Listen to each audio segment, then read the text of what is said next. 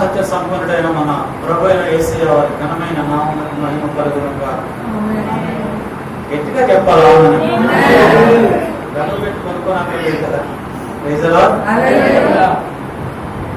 ఇప్పుడు వచ్చిన మీ అందరికీ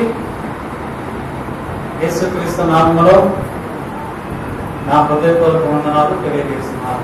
praise the lord. Hallelujah. Hallelujah. మన ప్రభువు మన మధ్యలో ఉన్నారా? ఉన్నారన్న వాళ్ళందరూ ప్రేజరట్లు.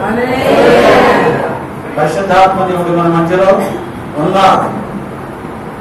మన ప్రభువు మన మధ్యలో ఉన్నారు కనుకనే మనం క్షేమకరముగా ఉన్నాము.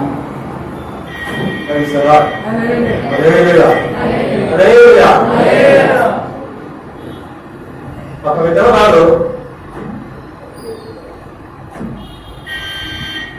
ఆమెకు ఇద్దరు కుమార్తె. పెద్ద కుమార్తెకు వివాహం చేసింది. వారు వేరే దేశం వెళ్ళిపోయారు. చిన్న కుమార్తెకు వివాహం చేసింది. ఆ చిన్న కుమార్తె తన భర్తతో అత్తవారింటికి వెళ్ళిపోయి, ఇప్పుడు ఆ ఇంటిలో ఆ విధవరాలు మాత్రమే ఉన్నారు. విధవరాలు మాత్రమే ఉన్నారు. ఆమె ఎంతో కష్టపడి పిల్లల్ని చదివించుకొని, పిల్లల్ని పెంచి పెద్ద చేసి వాళ్ళకి చదివించి విద్యాబుద్ధులు నేర్పించి చాలా కష్టపడింది. దాన్ని తినకుండా నేను తిన్నాను లేదు తినండి అని పిల్లలను పోషించింది. చాలా కష్టపడింది. రాత్రి పగలు కష్టపడి టీ కొట్టు పెట్టుకొని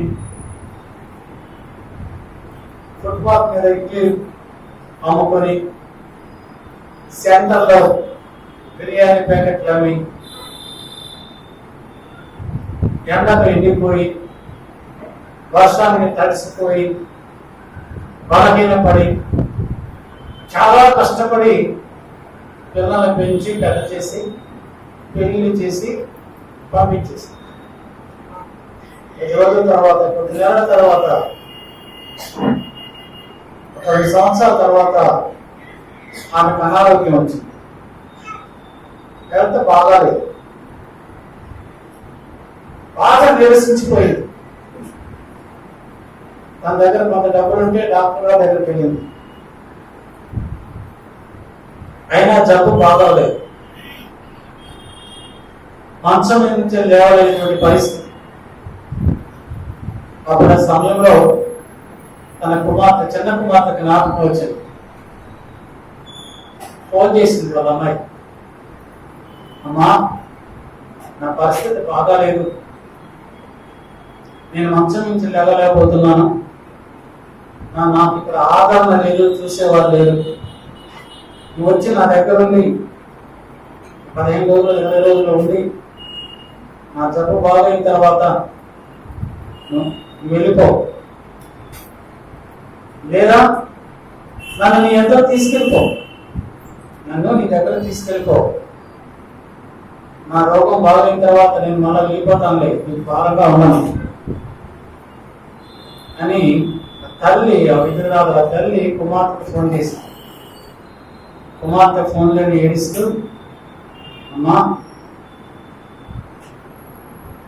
నేను వచ్చి నేను తీసుకొస్తాను ఇక్కడికి, నువ్వు మా ఇంట్లోనే ఉంది, కానీ తగ్గిన తర్వాత నువ్వు మళ్ళా తిరిగి వెళ్తున్నానులే అని ఫోన్లో ఏడుస్తూ చెప్పింది. ఫోన్ పెట్టేసి ఏడుస్తూ తన భర్తను అడిగింది. ఇంట్లో అత్త మామయ్య ఉన్నారు. తన భర్తను అడిగింది, ఇలాగా మా అమ్మకు బాగా లేదు, ఎవరు లేరు, 10 రోజులు తీసుకొచ్చి ఇక్కడ నుంచి మళ్ళా నేను తీసుకెళ్ళి ఇంటి దగ్గర నేను అక్కడ డ్రాప్ చేస్తాను, మనకి ధైర్యం చెప్పేవాళ్ళు లేరు, ఓదార్చేవాళ్ళు లేరు, కన్నీళ్ళు తుడిచేవాళ్ళు లేరు, చాలా బాధపడుతుందని నేను చెప్తే భర్త అన్నాడు, నిన్ను పోషించడమే కష్టం, నీకు తిండి పెట్టడమే దండ. ఇంకా మీ అమ్మని తీసుకొచ్చి ఇక్కడ ఎవరు చూస్తారనుకుంటున్నావు నువ్వు? నీకు అంతగా ఇష్టమైతే నువ్వే వెళ్ళిపో. ఈలోపు వాళ్ళ అత్తగారు వచ్చారు. ఆడు విని ఏంటమ్మా ఏం జరిగింది అని అడిగారు. అడిగితే కూడా చెప్పింది, ఇలాగ మా అమ్మగారికి బాగా లేదు, చాలా నీరసంగా ఉంది, చేసుకోలేని పరిస్థితిలో ఉంది, నేను అక్కడికి వెళ్ళాలి, మీరే తను ఇక్కడికి రావాలి అత్తయ్య గారు అంటే, అమ్మా మీ మీ మీ అమ్మని పోషించడానికి, మీ అమ్మకు పరిచయం చేయడానికి ఇక్కడ మాకెవరికి ఖాళీ లేదు, మేము చూడం, ఇంకెవరికన్నా చూపించుకోండి అని చెప్పి ఆ ఇంట్లో వాళ్ళందరూ ఒకటైపోయారు. ఆమె ఒంటరిదైపోయి గదిలో కూర్చొని ఏడుస్తున్నాం. ఏడ్చి ఏడ్చి ఏడ్చి ఒక నిర్ణయానికి వచ్చి తన భర్తతో చెప్తుంది, నేను మా అమ్మ దగ్గరికి వెళ్ళి అక్కడ ఆ జబ్బు తగ్గిందాకా ఉండి ధైర్యపరిచి నేను మళ్ళా వస్తాను. వాళ్ళ అత్తగారు అన్నారు, ఇంకెక్కడికి వస్తాము, ఇంట్లో నుంచి బయటకు వెళ్ళిపోతే మళ్ళా ఇంటికి నువ్వు రావు, ఇంట్లో నుంచి బయటకు వెళ్ళిపోతే మళ్ళా ఈ గడప నువ్వు తప్పవద్దు, అట్లా అయితే వెళ్ళు అని అన్నారు ఇంట్లో వాళ్ళందరూ. అప్పుడు అమ్మాయి లోపలికి వెళ్ళి సూట్ కేసు సర్దుకొని వెళ్ళిపోయింది. ఎక్కడికి? వాళ్ళ అమ్మ దగ్గరికి వెళ్ళిపోయింది. వెళ్ళిపోయిన తర్వాత అక్కడ చూసే పరిస్థితి, వాళ్ళ అమ్మ చావు బతుకుల మధ్యలో ఊపిసలాడుతూ ఉంది. ఎవరు సహాయం చేసేవారు లేరు.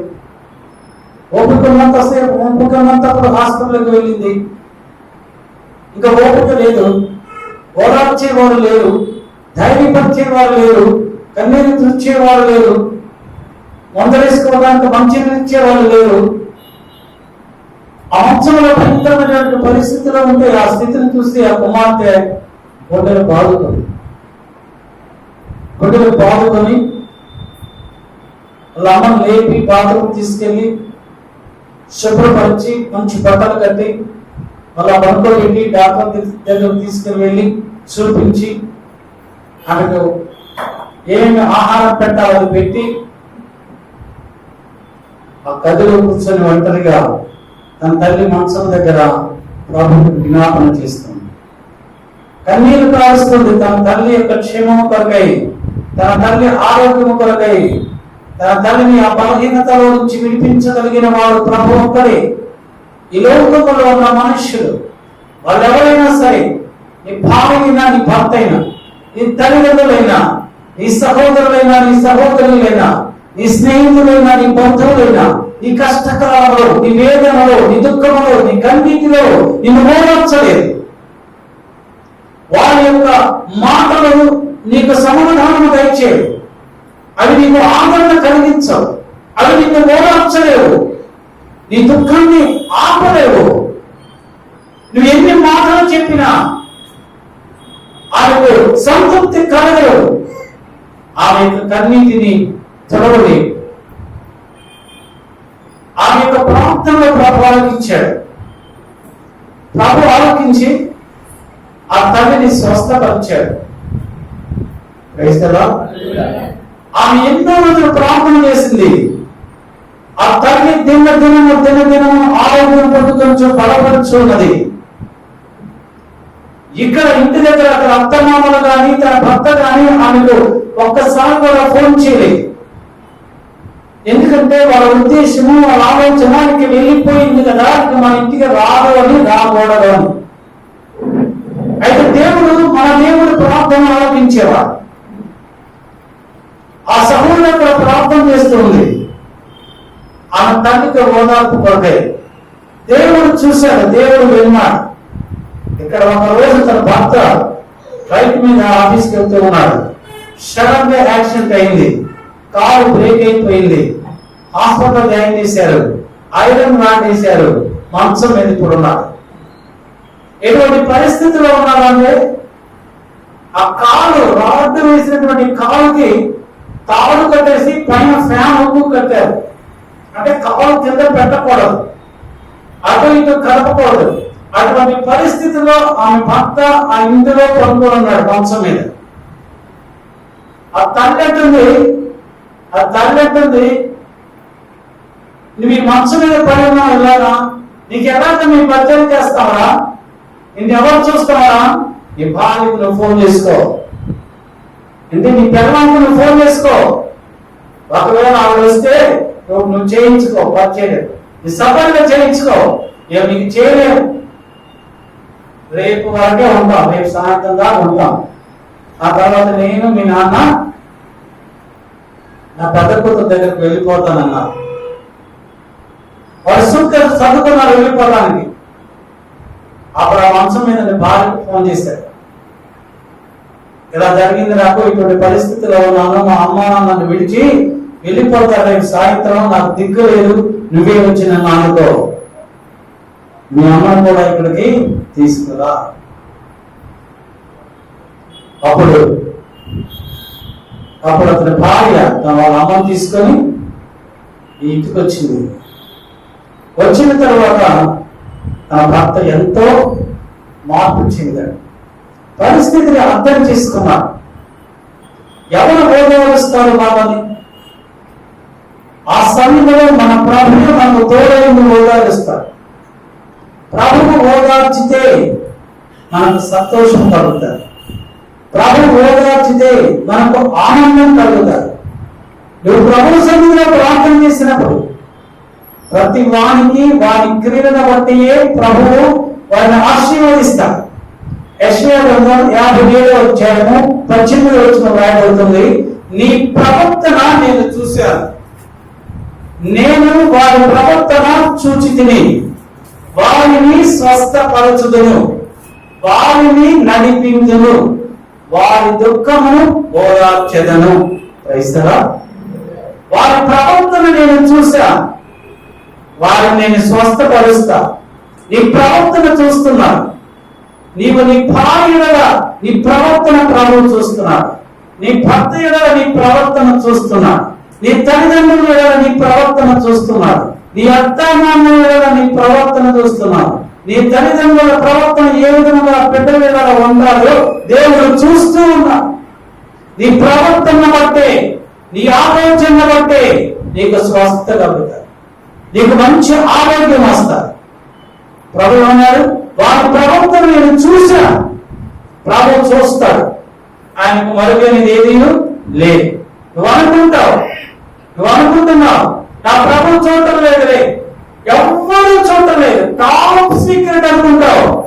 కానీ ప్రభు అంటున్నాడు, అది ఎంత సీక్రెట్ అయినా నాకు కనుమరుగు అవ్వదు, నేను సమస్తమును చూడగలను. అందుకే నీ ప్రవర్తన ప్రభువు చూస్తున్నాడు. నీ ప్రవర్తన మంచిదైతే, సత్ప్రవర్తన అయితే, నీ క్రియలు సత్క్రియలు అయితే ప్రభు అంటున్నాడు, నేను నిన్ను స్వస్థపరుస్తాను. అంటే మన ప్రవర్తన సరిగా లేకపోతే, మన క్రియలు సరిగా లేకపోతే మన ప్రభు స్వస్థపరచదు, మన అనారోగ్యము కుదుటపడదు, మనకు మంచి ఆరోగ్యము ఉండదు. మనం ఎందుకు బలహీనంగా ఉంటున్నాం అంటే మన ప్రవర్తన సరిగా లేదు. మన కుటుంబంలో ఎందుకు సమాధానం లేదు అంటే మన ప్రవర్తన సరిగా లేదు. ఎందుకు భార్య భర్తల మధ్య నెమ్మది లేదు, సమాధానం లేదు, సంతోషం లేదు అంటే మీ యొక్క ప్రవర్తన బాగా లేదు అని అర్థం. మన ప్రవర్తన బాగా ఉంటే మన కుటుంబాన్ని స్వస్థపరుస్తారు, మన శరీరాన్ని స్వస్థపరుస్తారు, మన దేహాన్ని స్వస్థపరుస్తాడు, మన పిల్లలకు మంచి జ్ఞానం ఇస్తాడు, మంచి ఆరోగ్యం ఇస్తాడు, మంచి ఉద్యోగాలు ప్రభు ఇస్తాడు. ప్రభు అన్నాడు, నేను నడిపిస్తాను అంటున్నాడు. ప్రభువే నడిపిస్తాడు. మన ప్రవర్తన సరిగా ఉంటే ఎలాగా నడవాలి, ఎవరితో ఎలాగా మాట్లాడాలి, ఏ విధముగా మాట్లాడితే మనం ఆశీర్వాదాలు పొందుకుంటాం, ఏ విధముగా నడిస్తే మనం దీవెనలు పొందుకుంటాం అని ప్రభువే మనం నడిపిస్తాడు. మన దుఃఖమును ఆయన మనని ఓదారుస్తాడు. క్రైస్తవా, ఆ ఓదార్పు మనకు కావాలి అంటే మన ప్రవర్తన సరిగా ఉండాలి, మన ప్రవర్తన సరిగా ఉంటే మనకు దుఃఖము కలిగినప్పుడు, మనకు బాధ కలిగినప్పుడు ప్రభువే మనని ఓదారుస్తాడు. యెషయా 51వ అధ్యాయం 12వ వచనంలో ప్రభు అంటున్నాడు, నేనే మిమ్మల్ని ఓదార్చువాడను, నేనే మిమ్మల్ని ఓదారుస్తా. ఈ లోకంలో ఎవ్వరూ మిమ్మల్ని ఓదార్చరు, నేనే మిమ్మల్ని ఓదార్చువాడను. మీరు నా యొద్దకు రండి, మీరు నాకు విజ్ఞాపన చెయ్యండి. ప్రభువుకు విజ్ఞాపన చేసినప్పుడు ప్రభువు నిన్ను ఓదారుస్తాడు, ప్రభువు నిన్ను నడిపిస్తాడు. ప్రభువు నీ కుటుంబానికి, నా కుటుంబానికి తోడై ఉంటాడు. ఆదికాండం 37వ అధ్యాయం 31 నుంచి 35 వరకు చదవండి ఎవరైనా. అక్కడ యాకోబు గురించి రాయబడుతుంది. వారు యోసేపు అంగీని తీసుకొని ఒక మేకపిల్లను చంపి దాని రక్తంలో అంగీని ముంచి ఆ విచిత్రమైన నిలువటంగీని వారు తండ్రి యొద్దకు దానిని తెచ్చి ఇది మాకు దొరికెను, ఇది నీ కుమారుని అంగీ అవునో కాదో గుర్తుపట్టమని చెప్పిరి. అతడు దానిని గుర్తుపట్టి ఈ అంగీ నా కుమారుడిదే, దుష్ట మృగము వారిని తినివేసెను, యోసేపు నిశ్చయముగా చీల్చబడెను అనెను. యాకోబు తన బట్టలు చింపుకొని తన నడుమున గోనె పట్ట కట్టుకొని అనేక దినములు తన కుమారుని నిమిత్తము అంగలార్చుచుండగా అతని కుమారులందరూ అతని కుమార్తెలందరూ అతనిని ఓదార్చుటకై యత్నము చేసిరి. అయితే అతడు ఓదార్పు పొందనల్లక నేను అంగలార్చుచు మృతుల లోకములకు నా కుమారుని యొద్దకు వెళ్ళేదనని చెప్పాను. యాకోబు తాను ఎక్కువగా ప్రేమించిన కుమారుడు యోసేపు. యాకోబు రాహేలుని ఎక్కువగా ప్రేమించాడు. ఆ రాహేలు యొక్క కుమారుడే యోసేపు. యోసేపుని ఎక్కువగా ప్రేమించాడు. తన కుమారులు అందరికంటే ప్రేమించి విచిత్రము తండ్రిని గుర్తించాడు. ఎక్కువగా ప్రేమిస్తూ ఉన్నాడు. తండ్రి యోసేపుని ఎక్కువగా ప్రేమిస్తున్నాడని సహోదరులందరికీ కూడా ఈర్ష్య కలిగింది, అసూయ కలిగింది. మరియు యోసేపు ఒకసారి కల కన్నాడు. ఆ కలలో తన సహోదరులు అందరూ తనకి సాష్టాంగ పడినట్లుగా దేవుడు బయలుపరిచాడు. ఆ విషయం తన సహోదరులకు చెప్పాడు. వారు అసూయ పడి నన్ను రాయబడతారు. ఎందుకు? నువ్వు మాకంటే చిన్నవాడు, మేము నీ కాళ్ళ మీద ఎందుకు పడతాము, నీకెందుకు సాష్టాంగ ప్రమాణం చేస్తాము, నువ్వు అంత గొప్పోడు మాకంటే అని అసూయపడ్డాడు. ఆ తర్వాత మరొక కాదన్నాడు. అది కూడా చెప్పాడు. ఇదిగో మీరు మాత్రమే కాదు తల్లిదండ్రులు కూడా నాకు సాష్టాంగ పడతారు. ఆ మాట యాకోబు విన్నాడు. సహోదరులు విన్నారు. మరి ఎక్కువ కోపం పెంచుకున్నారు, అసూయ పెంచుకున్నారు. యాకోబు అన్నాడు, ఏంటి మేము కూడా నీ కాళ్ళకి సాష్టాంగ పడతామా అని ఆ మాటలు మనసులో భద్రపరుచుకున్నాడు.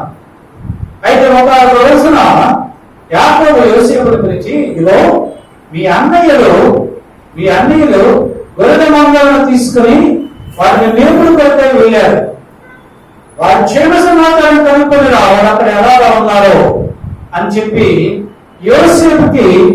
యోసేపుకి కొంత ఆహారము, కొన్ని గింజలు ఇచ్చి పంపించాడు. పంపిస్తే యోసేపు వెళ్ళాడు. వారు దూరం నుండి యోసేపును చూచుంటున్నారు, కలగన్నవాడు వచ్చుచున్నాడు, కలగన్నవాడు వచ్చుచున్నాడు. వీరికి మంచి కళ కంటారు. ఎదుటి వారిని కించపరిచేటువంటి కళలు, ఎదుటి వారిని అవమానపరిచేటువంటి కళలు, తానే గొప్పవారని చెప్పుకునేటువంటి కళలు కంటున్నారు. వీరిని చంపివేస్తే, ఏం చేస్తే, వీరిని చంపేస్తే ఇక వీరి కళలేమవుతాయి? వీరికి ఎవరు సాష్టాంగ పడతారు? తండ్రి మనమా అని ఆలోచించుకున్నారు, దురాలోచన చేశారు. యోసేపును చంపేద్దామనుకున్నారు. ఆ పట్టాన్ని విప్పివేశారు, ఆ నిలువుటన్ని తీసివేశారు, ఒక గోతులో పడవేశారు. ఆ తర్వాత ఆ గోతులో నుంచి తీసి ఇస్మాయేలుకి అమ్మవేశారు. మన ఇస్మాయేలు సంతానం వారు ఐగుప్తులకు వెళుతున్నారు, వారిని అమ్మేశారు. అమ్మేస్తే యోసేపును వారు ఐగుప్తుకు తీసుకెళ్లారు. ఐగుప్తులో పోటీఫర్ అనే వారికి యోసేపుని అమ్మవేశారు. యోసేపుని అమ్మవేసిన తరువాత రూబేలు వచ్చి తన సహోదరులు అడుగుతున్నాడు, ఏమి మన గుంట వేసిన వాడు ఏమైపోయారు, మన చిన్నాడు మన సహోదరుడు అని అడిగితే వాడు అన్నారు, మేము అమ్మేశాం. అప్పుడు రూబేలు ఏడ్చి బాధపడి, మరి ఇప్పుడు తండ్రికి ఏం చెప్తాం, నాన్నగారికి ఏం చెప్పాలా, తమ్ముడు ఏది అంటే అప్పుడు వాళ్ళందరూ ఆలోచించుకొని ఒక మేక పిల్లని చంపి దాని రక్తంలో యొక్క నిలువటంగిని, ఆ రక్తం అంతా నిలువటంగిని ముంచి రక్తంలో ఉంచి ఇంటికి తీసుకెళ్లి ఆ యోసేపుతో అంటున్నారు, ఇదిగో మాకు ఒక నిలువటంగి దొరికింది, ఇది రక్తంతో ఉన్నది, ఇది నీ కుమారుని అవునో కాదో చూడమన్నారు. అప్పుడు యాకోబు చూసి ఆ నిలువటంగి యోసేపుని గ్రహించి, ఏదో దుష్టమృగము నా కొడుకును చీల్చివేసిందని యోసేపు కన్నీరు మునీరై ఏడ్చాడు. ఎన్నో రోజులు ఏడ్చాడు, భోజనం చేయలేదు, ఏడుస్తూ కృంగిపోతూ ఉన్నాడు. కుమారులు అందరూ వచ్చారు, దాసీలందరూ వచ్చారు, దాసులందరూ వచ్చారు, కుమార్తెలందరూ రోజు వచ్చి చెప్తూనే ఉన్నారు, తండ్రి మీరు ఏడవద్దు, మీ ఆరోగ్యం పాడైపోతుంది, మీరు కుంగిపోతున్నారంటే యాకోబు అంటున్నాడు, అయినా పర్వాలేదు, చనిపోయిన నా కుమారుని దగ్గరికి నేను వెళ్తాను, మృతుల నా కుమారుని దగ్గరకు వెళ్తాను. ఎంతమంది ఓదార్చినా యాకోబుకి స్వాంతన కలగలేదు, యాకోబుకి సమాధానం కలగలేదు, యాకోబు యొక్క మనస్సుకి నెమ్మది కలగలేదు, యాకోబులో ఉన్న కలవరం పోలేదు, యాకోబులో ఉన్న భయం పోలేదు, ఆ నిరాశ పోలేదు, నిస్పృహం పోలేదు. నా కుమారుడి దగ్గరికి నేను వెళ్ళిపోతాను, చనిపోయిన నా కుమారుడి దగ్గరికి నేను వెళ్తాను అని దినదినము కూడా కృంగిపోతూ ఉన్నారు. అటువంటి సమయంలో ఆ కనాను దేశంలో గొప్ప కలి వచ్చింది, ఐగుప్తు దేశంలో గొప్ప కలి వచ్చింది. అయితే ఐగుప్తు దేశంలో ధాన్యములని యాకోబు విని తన యొక్క కుమారుని యోసేపు దగ్గరకు పంపించాడు ఆహారం కొరకై. అక్కడ యోసేపు తన సహోదరులను చూశాడు. తర్వాత అంటున్నాడు యోసేపు, ఇదిగో నేను నీ సహోదరుడిని, నేను నీ సహోదరుని యోసేపుని, మీరు వెళ్ళి నాన్నగారిని తీసుకురండి అని పండ్ల మీద ఆహారాన్ని, కొన్ని పండ్లను యాకోబుని తీసుకురావడానికి పంపించాడు. అప్పుడు అంటున్నారు వాళ్ళు, చదవండి ఆదికాండం 46వ అధ్యాయం 1 నుంచి 4వ వచనం. ఆదికాండము 46వ అధ్యాయము 1 నుంచి 4. అప్పుడు ఇశ్రాయేలు తనకు కలిగినంతయు తీసుకొని ప్రయాణమై బెర్షెబాకు వచ్చి తన తండ్రి అయినటువంటి ఇస్సాకు దేవునికి బలి అర్పించాడు. అప్పుడు రాత్రి దర్శనమైందో దేవుడు యాకోబు యాకోబు అని ఇశ్రాయేలుని పిలిచెను. అందుకతడు చిత్తము ప్రభువా అని ఆయన నేనే దేవుడను నీ తండ్రి దేవుడను ఐగుప్తునకు వెళ్ళుటకు భయపడకము అక్కడ నిన్ను గొప్ప జనముగా చేసేదను నేను ఐగుప్తునకు నీతో కూడా వచ్చేదను. యాకోబుతో ఐగుప్తునికి నేను నీతో కూడా వచ్చాను, నేను నీతో కూడా వస్తా ఐగుప్తుకి. ఎందుకంటే ఐగుప్తులో నేను నా చేత ఏర్పాటు చేయబడిన నీ కుమారుడైనటువంటి యోసేపు ఉన్నాడు. యోసేపు అంటున్నాడు తన సహోదరులతో, సహోదరులారా ఫరోకి నేను తండ్రిగా వచ్చాడు నా దేవుడు. ఫరోకు తండ్రిగాను ఫరో కుటుంబములకు ప్రభువుగాను ఈ ఐగుప్తు ప్రజలకు ఏదిగాను నన్ను నా దేవుడు నియమించాడని మన తండ్రి అయినటువంటి యాకోబుకు మీరు చెప్పండి. తండ్రి అడుగుతాడు, యోసేపు ఏం చేస్తున్నాడు ఐగుప్తులో అంటే? ఫరోకు తండ్రిగా ఉన్నాడు, ఫరో కుటుంబానికి ప్రభువుగా ఉన్నాడు, ఐగుప్తు ప్రజలకి ఏ విధంగా ఉన్నాడు అని చెప్పండి. ఆ మాటలు యాకోబు విన్నప్పుడు యాకోబుకి గొప్ప సంతోషం కలిగింది. అప్పటి వరకు యోసేపు లేదని, మృతి పొందాడని, ఆ మృతలోకములకు నేను కూడా వెళ్తానని కృంగిపోయినటువంటి యాకోబుకి ఆ మాటలు విన్న వెంటనే గొప్ప ఓదార్పు కలిగింది. అప్పుడు యాకోబు ఇశ్రాయేలుకు బయలుదేరి వెళ్తూ ఉన్నాడు ఐగుప్తుకి. ఐగుప్తుకు వెళ్ళేటప్పుడు బెయేర్షెబాకు వెళ్ళాడు. అక్కడ దేవుడైన యెహోవాకి మొట్టమొదటిసారిగా యాకోబు బలి అర్పించాడు. ఎప్పుడంటే ఏశావును ఎదుర్కొన్నకు వెళ్ళినప్పుడు అప్పుడు అర్పించాడు బెయేర్షెబాకి. మరలా ఇప్పుడు కనాన దేశం నుండి ఐగుప్తుకి వెళ్ళేటప్పుడు మరలా బెయేర్షెబాకు వచ్చి బలి అర్పించాడు. ఆ బలులు స్వీకరించిన దేవుడు ఆ రాత్రి వేళ ఇశ్రాయేలుతో మాట్లాడాడు.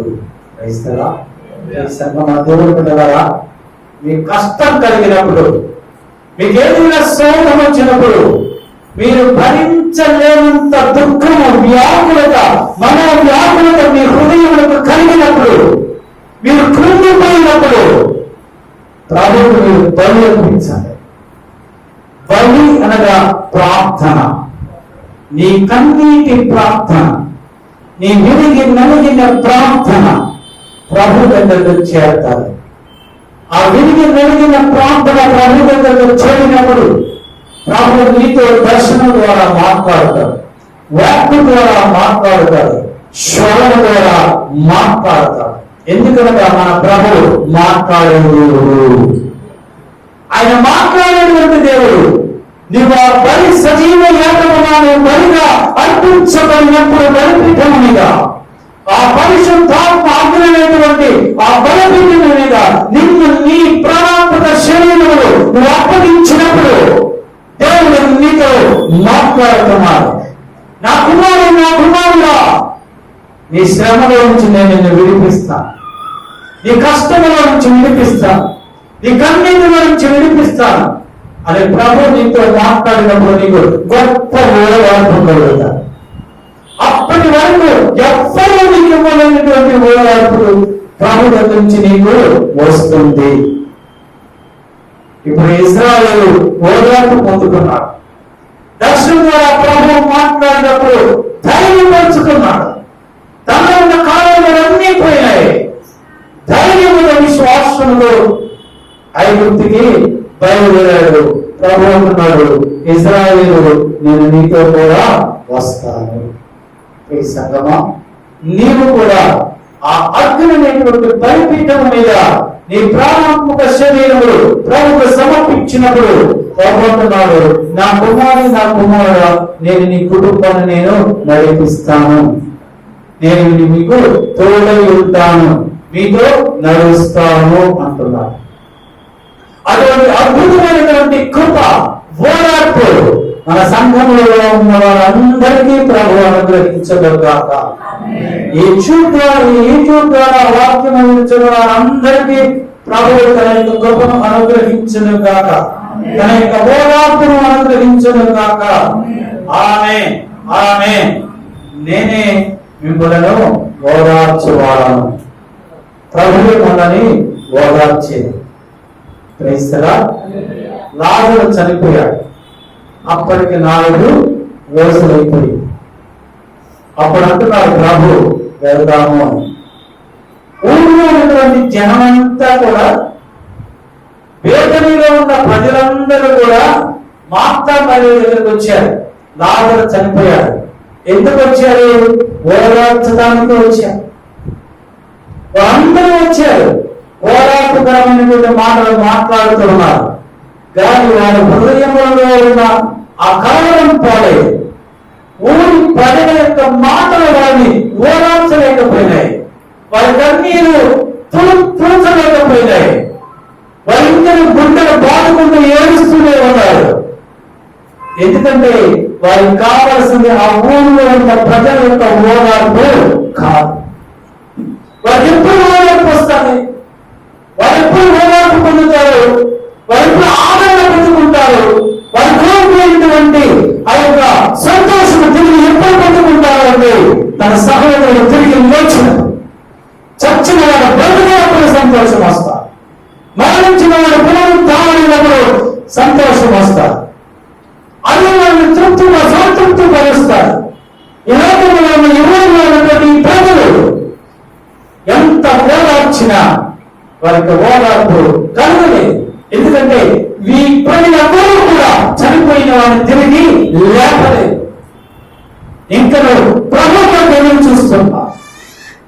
ఆయన వస్తే నా సహోదరుడు తిరిగి జీవిస్తాడు, నా సహోదరుడు లేస్తాడు, మరణంలో నుంచి జీవనానికి నడిపించేటువంటి దేవుడు యేసు ప్రభువు వచ్చాడు. ఆయన వచ్చాడు. ఎక్కడ కష్టం ఉంటాడో, ఎక్కడ తన బిడ్డలు ఎప్పుడు కష్టంతో పోరాడుతూ ఉంటారో, వేదనతో పోరాడుతూ ఉంటారో, మరణశైలిపై మరణంతో పోరాడుతూ ఉంటారో, అప్పుడు వస్తాడు యేసు ప్రభు. ముందుగా రాడు. నీ కష్టం కలిగి వెంటనే రాడు. ఆ కష్టానికి నువ్వు కృంగిపోయినప్పుడు, ఇక నన్ను ఆదరించే వారెవరు లేరన్నప్పుడు, నన్ను ఓదార్చే వారెవరు లేరన్నప్పుడు నువ్వు అనుకుంటున్నప్పుడు అప్పుడు వస్తాడు ప్రభు. అలానే మార్తా మరియు దిక్కుతోచని పరిస్థితిలో ఉన్నప్పుడు, మరణఛాయలో ఉన్నప్పుడు, కాలాంధకారపు లోయలో ఉన్నప్పుడు అప్పుడు వచ్చాడు ప్రభు. అప్పుడు వచ్చి అంటున్నాడు, లాజరు ఎక్కడా అని. వాళ్ళ లాజరు సమావేశించినప్పుడు ప్రభు అంటున్నాడు, లాజరు లేచిరా అని బిగ్గరగా అనగానే లాజరు వచ్చి సజీవంగా వచ్చాను. ఇస్తారా? ప్రభు పిలుపులో జీవం అంటారు, ప్రభు పిలుపులో అధికారం అంటారు, ప్రభు పిలుపులో ఆజ్ఞ అంటారు. ఆయన పిలిస్తే ఈ సృష్టిలో ఏమైనా ఆయన మాటకు లోబడతారు. అది ఎంతటి నేను ఆయన మాటకు లోబడతారు. లాజరు లేచగా అన్నాడు. లాజరు జీవంతో కూడా లేచి వచ్చాడు. ఎక్కడ లేని సంతోషం. లాజరు బతికినప్పుడు ఎక్కడ లేని సంతోషం ఆ కుటుంబంలో. 12వ అధ్యాయంలో 1-4 వచనాల్లో రాయబడతాయి. ఆ సంతోషము, ఆనందాన్ని వారు పట్టలేక, ఆ అనిపించలేనటువంటి సంతోషం, ఆ ఆనందముతో మరియ యేసు ప్రభువును తన ఇంటికి భోజనానికి పిలిపించుకున్నది. లాజరు పక్కనే కూర్చున్నాడు. లాజరు పక్కనే ఉన్నాడు. ఊళ్ళో ఉన్న జనులు, అనేక మంది ప్రజలు ప్రభువును మాత్రమే కాక తిరిగి లేచిన లాజరును చూడటానికి వచ్చారు. అప్పుడు మరియ ప్రభువు ఎడల కృతజ్ఞత కలిగినదై, ప్రభువు చేసినటువంటి మేలులకు కృతజ్ఞతగా ఆమె మిక్కిలి విలువైన జటామాంసి అప్పలు తీసుకొచ్చి ప్రభువుని అభిషేకించను. క్రైస్తవ తన దగ్గర ఉన్నటువంటి సొమ్మంతయు ఖర్చు పెట్టి మిక్కిలి విలువైనది అంటే శ్రేష్టమైన దానిని ప్రభువుకి అర్పించి ప్రభుత్వం నుండి గొప్ప మేలు మనం పొందుకున్నప్పుడు, మనం ఊహించలేనటువంటి మేలు మనం అనుభవించినప్పుడు, ప్రభు చేసిన ఆ గొప్ప కార్యం బట్టి ప్రభుకి నేను కూడా శ్రేష్టమైన దానిని ప్రభువుకి ఇవ్వాలి. ఇస్తే నువ్వు శ్రేష్టమైన దాన్ని ప్రభువుకి ఇస్తే ఏమవుతుంది మనకి మనం అనుకుంటాం మన దగ్గర డబ్బంతా అయిపోయింది. కానీ ప్రభు మరింత దేవుడు మరి ఎప్పుడైతే శ్రేష్టమైనది విలువైనది సువాసన కలిగినది ఇస్తే ప్రభు ఉన్నాడు.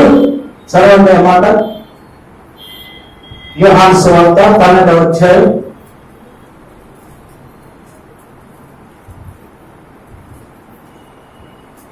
యోహాను సువార్త 12వ అధ్యాయం నా భూస్థాపన నిమిత్తం అని అంటారు. కాబట్టి యేసు నన్ను పాతిపెట్టు దినము వరకు ఆమెను దీనిని ఉంచుకొననీయుడి. అంటే యేసు ప్రభుని పాతిపెట్టే వరకు కూడా దీనిని ఉంచుకున్నటువంటి ఆయన చేసిన అశ్రేష్టమైనటువంటి కార్యం, అశ్రేష్టమైనటువంటి పని ఆయన బ్రతికియున్నంత కాలము. అంటే యేసు ప్రభుని మరణము లేదు. ఆయనే మొదటివాడు కడపటివాడు.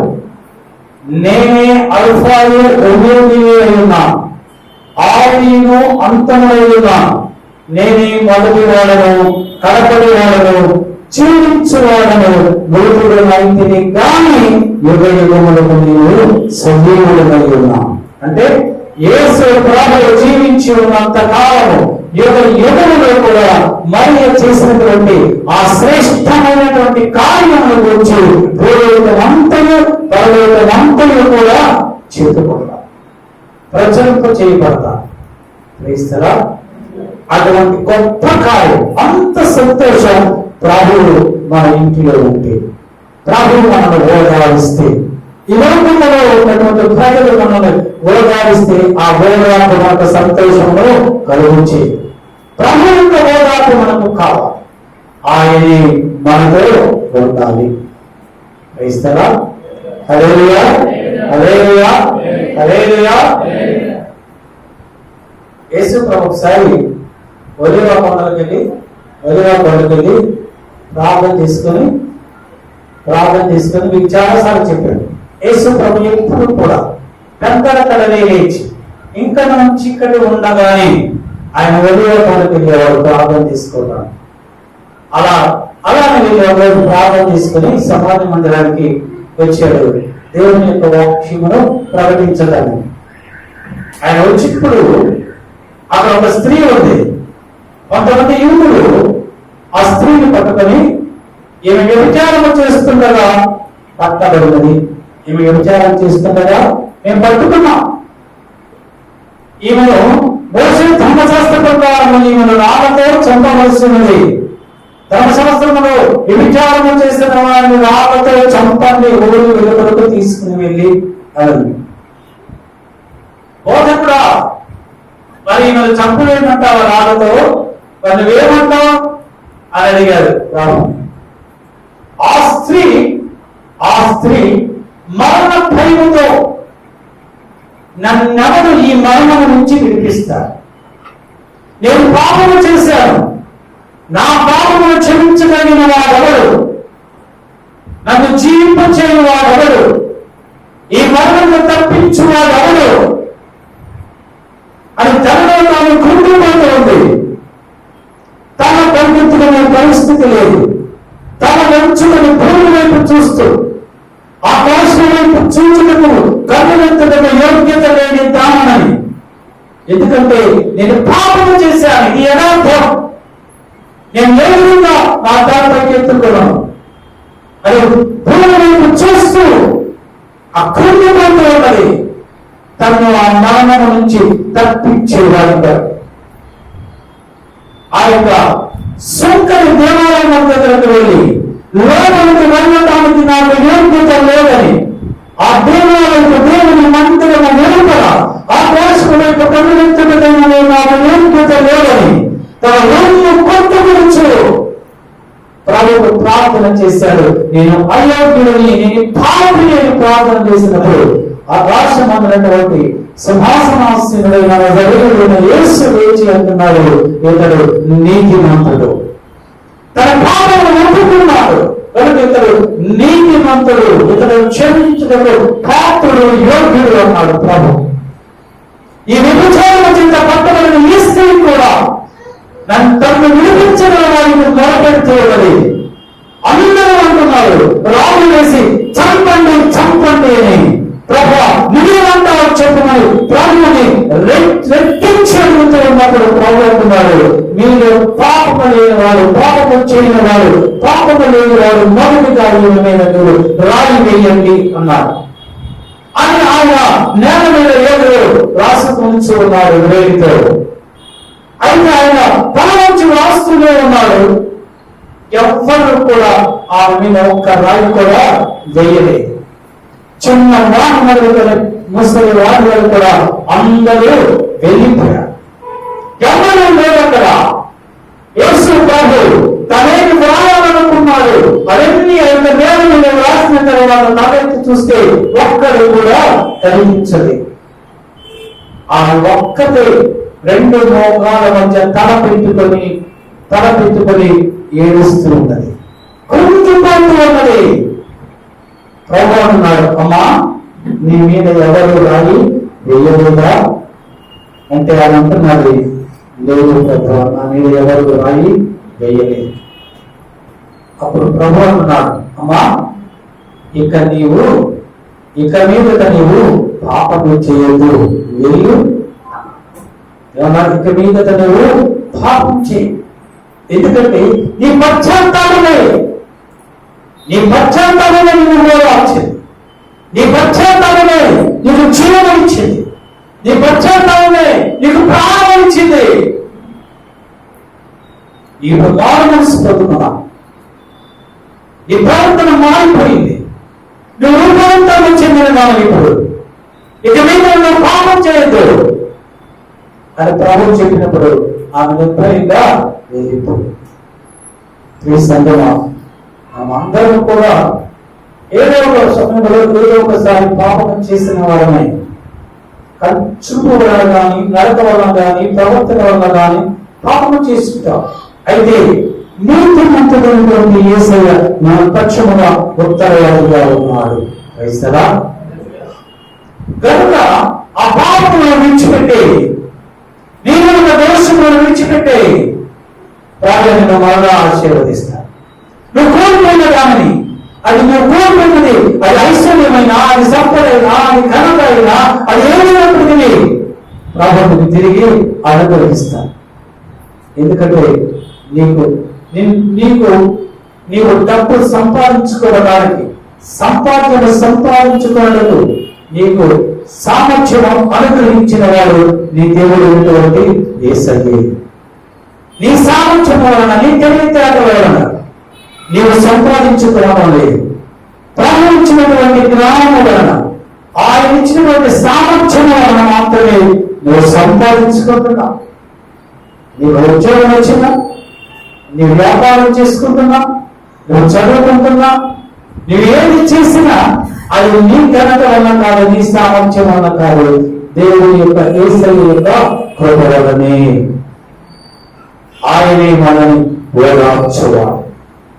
నీకు ఓదార్పు కావాలంటే నువ్వు ప్రభు దగ్గరికే వెళ్ళాలి, ప్రభు సముద్రకే వెళ్ళాలి, ఆయన సన్నిధిలోనే ప్రార్థన చేయాలి. అంతేగాని ఏ మనుషుని మీద నువ్వు ఆధారపడకూడదు, ఏ అన్నాన్ని నువ్వు ఆశ్రయించకూడదు, ఏ విగ్రహాన్ని నువ్వు ఆశ్రయించకూడదు, ఏ దేవుడి మీద నువ్వు ఆధారపడకూడదు. ఈ లోకంలో ఉన్న మనుషులు, ఈ లోకంలో ఉన్న స్నేహితులు, ఈ లోకంలో ఉన్న సహోదరులు నీకు తాత్కాలికమైనటువంటి ఓదార్పుని సహాయం చేయగలరు. కానీ నిజమైనటువంటి ఓదార్పులు ఈ దేవుడు యేసు దగ్గర మాత్రమే జరుగుతాయి. నువ్వు ప్రభు సన్నిధిలో మాత్రమే నువ్వు ప్రార్థన చేయాలి. ప్రభు మీద మాత్రమే నువ్వు ఆధారపడాలి. ఇస్తారా?